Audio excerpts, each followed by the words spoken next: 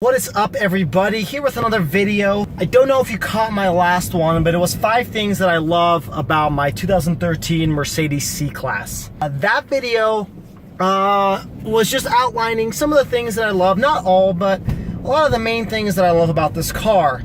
In today's video, I'm going to talk about 5 things I hate about my car. Now, there's not a lot, kind of little nitpicky things, because no car is perfect. There's not a single car out there that has everything that a buyer would want. Okay, there's just no such thing, or else everybody would buy that car. There isn't. Every car has its fair share of negatives. So I'm just gonna outline 5 of the biggest ones that I think in this car. Some of them are very nitpicky. This isn't a comprehensive list. Of course, there's little things here and there, but overall, I do love this car. If I didn't, then I wouldn't keep owning it, right? So I do love this car. I just think there's a few things that Mercedes could have done a little bit better on it.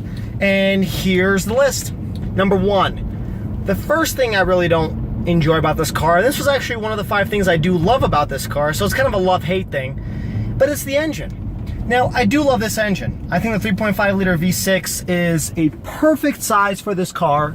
I think it produces enough power, but at the same time, it's kind of weak for the size of the engine. A 3.5 liter V6 on this car, and this guy's just doing random U-turns in the street. A 3.5 liter V6 in a car of this size should be 0 to 60 in the 5.5 seconds range, because this car is pretty light.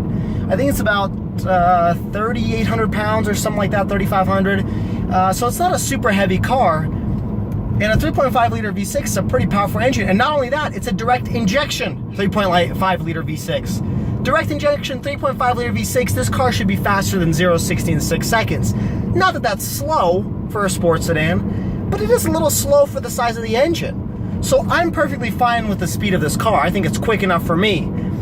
But for the size of the engine, I feel like it's a little underpowered. You should be able to, because the Q50 does this with a 3.7, so you should be able to get in the 280 horsepower range, possibly even the 300 horsepower range. You have a 3.5 liter V6 and you're only getting 248 horsepower? That seems a little underpowered to me. That's reason number 1. The second thing I don't really like about this car is, along the lines of engine, it's the transmission. Now, this 8-speed transmission is good. It's great if you're just a casual driver. You're not really, taking this to a track. You're not really hard shifting. You're just driving this as a normal daily driver. The 8-speed is fine. But when you are trying to get some power out of it, a little bit of acceleration, a little bit more gas to it, something to throw you back in the back seat, a manual transmission would have done a much better job in this car, but they didn't offer it. And unfortunately, they don't offer it anymore on any of their cars. It's their paddle shifter, the dual clutch that they offer. That's what they offer now. They do not even offer a manual transmission. And I think that's a little bit absurd, because especially the weaker sized engines like the 2.5 liter that they had, or 2.0 liter, and then the 3.5 liter, I think those cars would have been great with a manual transmission. I think those cars would have been great with a manual transmission. And it would have made the car seem a lot faster than it actually is. So maybe I wouldn't be complaining about the 3.5 liter V6 if this car was mounted with a manual transmission. But it's not. Unfortunately, it's not mounted with a manual transmission. And I think that's a big mistake on the part of Mercedes, because they could have easily done this in a manual transmission. That would have cost them nothing. So that's that. Another issue with this automatic transmission is that it's laggy. So when you're going up a hill and you're trying to accelerate, it's kind of having a hard time picking between gears. It doesn't really know what gear it should be in. Now, if you do the manual shifting with a little left-right turns, little downshift and upshift for you, that is literally the slowest. It's easier for me to go into the transmission and pull the gears myself than to rely on that little paddle shifter that they have on the stick. That doesn't do anything. It really is super slow. It has very poor reaction time. And unless I know exactly what I'm going to be doing 30 seconds from now, there's really no point for me to downshift or upshift, because it doesn't help me at all. So that's just something that's sad on this car, is that it really could have been great if they had a manual, and then I wouldn't have complained about the V6. But their automatic is laggy. It's slow to put into reverse, slow to put into drive when you're shifting it. It's slow to understand whether you want to downshift or upshift. Only in sport mode is it a little bit better, and in sport mode it'll actually hold the gear up around the 6,000 RPM range, so that you know that, okay, you know, if you let off the gas, you let back. It's almost like a manual. but still the transmission is just lacking. Reason number 3, the third thing I don't like about this car is the suspension on it. Now, I understand this is the sport variant of the C-Class. There's the luxury and then there's a sport variant. This is the sport variant. I understand that, but that doesn't mean that when you're buying a $45,000 car, you should have something, and watch, this is being proof. Okay, I'm hitting a few potholes. That was one big one. And you'll see as I'm driving, and you notice this probably in my other videos, it's very shaky. And that's not because of the camera mount that I have or the camera. The camera's great. It's actually because this car is a very, watch. Nope, that wasn't too bad. It's very rough. It's very hard to drive smoothly and softly. If you have a drink in your car, you might as well just spill it on the ground because there's no other purpose for it. The drink will spill. Anything you have in your car, if you have any kind of container or something, it's going to spill. And that's something that, okay, in the beginning it was okay, I didn't notice it, but when you're driving this car every single day, I'm purposely hitting potholes so you can see, I don't know if you can tell through the camera, but when you're driving this car every single day, it gets kind of rough. Especially when you hit big potholes, you feel like your wheel just flew off and it was bent as you hit that pothole. Like, it really is a jarring type. If I hit that speed bump any faster, I would have broken this car. And I actually have popped a few tires on potholes because Utah is prone. Utah is made for potholes. I swear they don't do anything except pave it and then put potholes into the ground. That's Utah. That's just how it works. And when you're buying a $45,000 car, you don't expect this to drive like a truck. Actually, I have a truck, and that truck drives a lot smoother and softer than this car. And so at the same time, that's kind of just something that puts a negative aspect on this car. And you would think that would translate to smoother handling on like freeways, on curves, and it really doesn't. Like, you don't notice that it handles better on curves because you're too distracted with how rough it drives, and the fact that it goes a little bit smoother on curves is almost not even noticeable. Because I've been in cars that aren't as sporty and have a softer transmission, have a softer suspension, and they drive way better on curves than this car does. Gotta wait for a fire truck.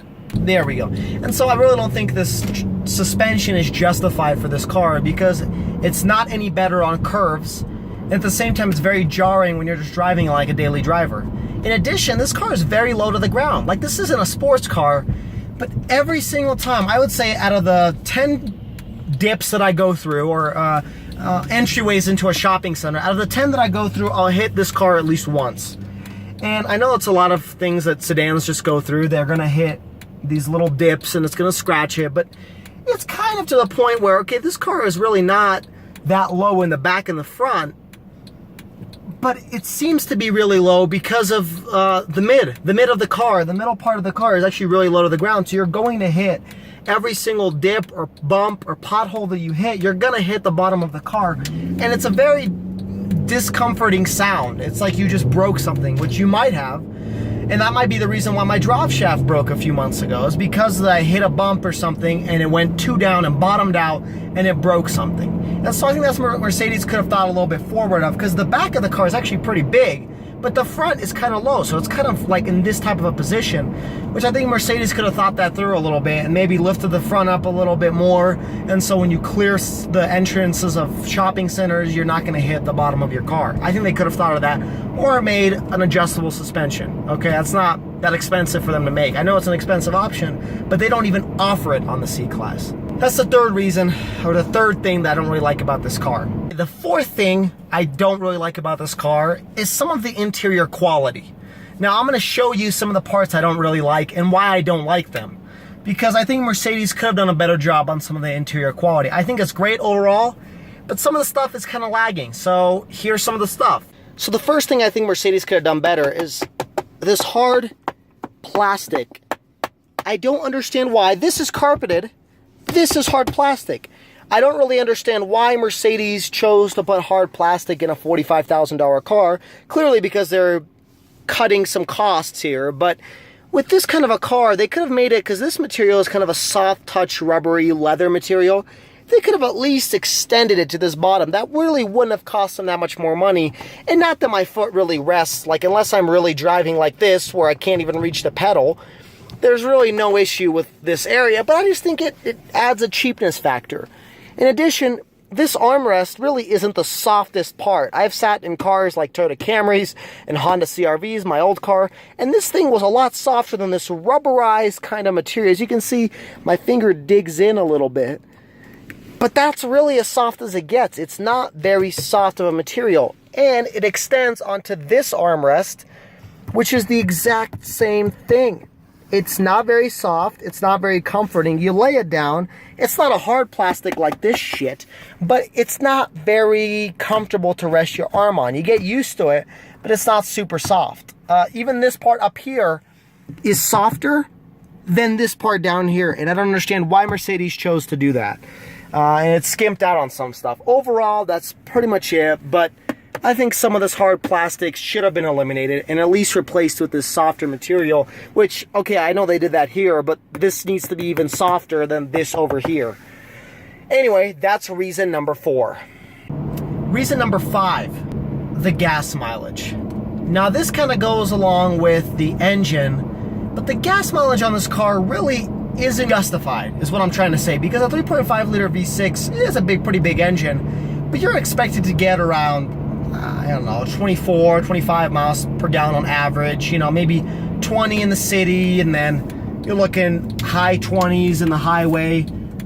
You know what gas mileage I actually get? And I will tell you right now, I'm actually going to show you right now what kind of gas mileage I get. Okay, so the gas mileage I actually get is, let's see here, I've averaged 20.1 miles per gallon today. From the start, it doesn't tell me. Here it is. Yeah, it doesn't tell me from the beginning I've started owning this car. That's cool, though. It does show me how many hours I've driven since I bought this car. But it doesn't show me how many miles per gallon. But look, 19.9 miles per gallon. Yes, I'm standing, but I just parked. 19.9 miles per gallon. There you saw it, folks. 19.1 miles per gallon is what I get. That's not that good. I was expecting the mid-20s. But I don't get that, and I never have gotten that. The time I've gotten the best gas mileage was like 28 miles per gallon. I was going on a long trip, was on the freeway. I have never gotten any better than that. And I think that's unjustified because this car isn't that heavy. Its engine isn't that large in order to justify those numbers. Like if this was a 5 liter V8, I'd understand that. Hold on, pull.